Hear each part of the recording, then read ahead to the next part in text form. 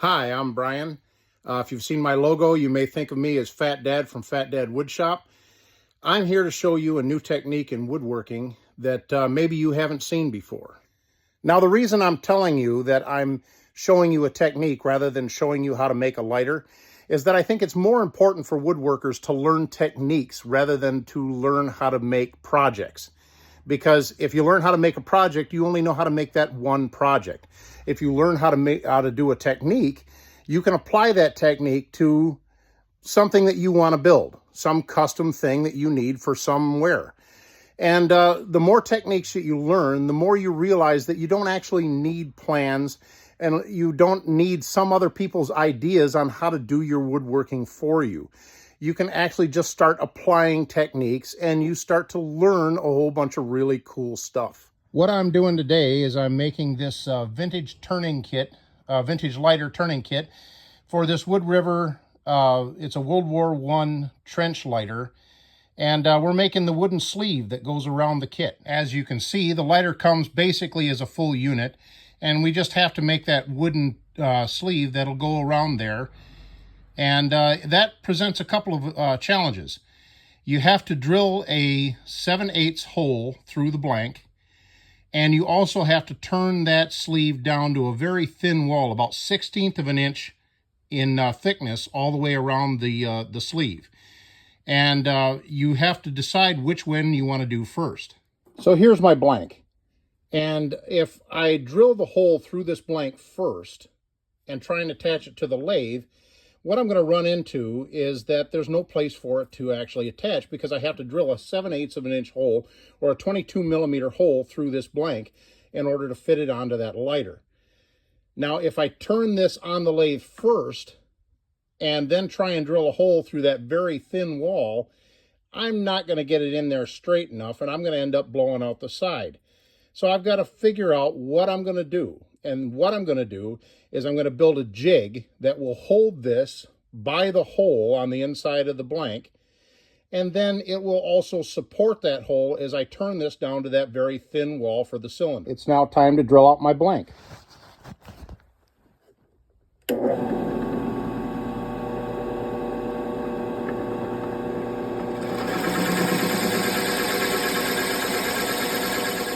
So this is going to be my jig.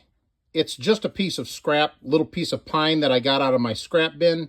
And I'm going to turn this down so that it holds that hole in the center of my blank like a wooden collet.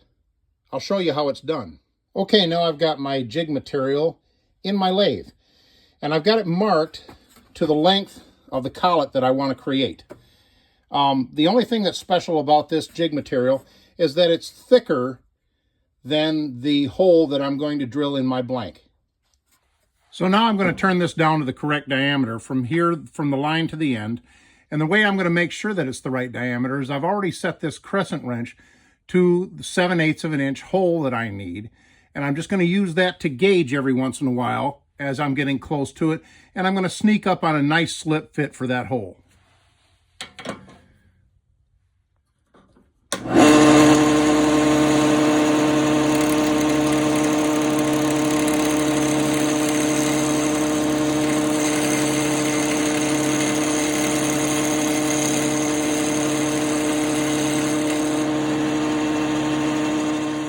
I've got one end of this just about down to where I need it to be. It barely slips on there.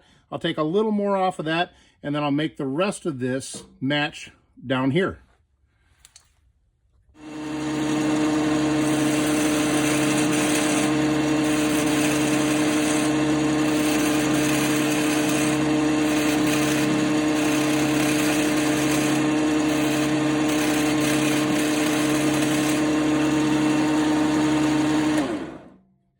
Now, your jig doesn't have to be a perfect cylinder. You just have to have it about the right size so that it slips into that hole nice and even. And I'll show you why. There.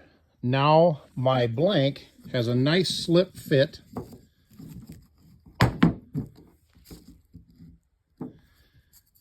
In the 7/8 hole. And the 7/8 hole fits my lighter. Now I just have to find a way for this to hold onto this. And I'm going to do that by cutting slots in it with my bandsaw.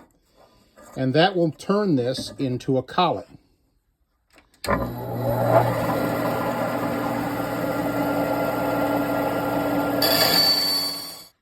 So you can see what I've got here are these slots cut in it. And what will happen is when those slots are pushed into the tailstock, they'll spread and they will hold the inside of that hole. And then all you've got to do is turn your blank down to the outside diameter that you want, and you're all set to go.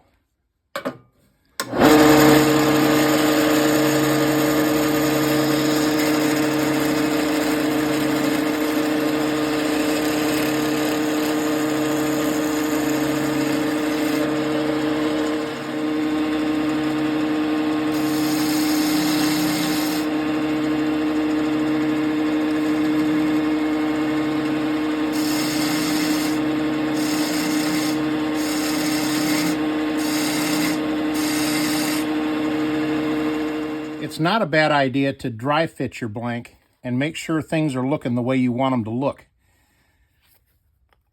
That way you can make any adjustments before you start doing things like putting on finish.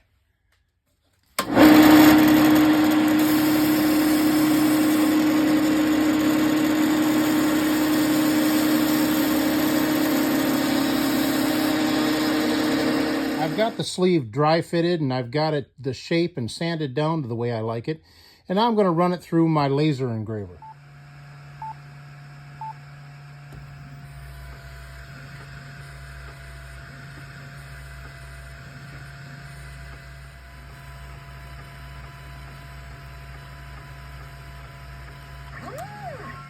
Okay, now it's finished. I got mineral oil on there. And that's going to go with a set that I've already made for a cigar ashtray for a buddy of mine who was also in the Army.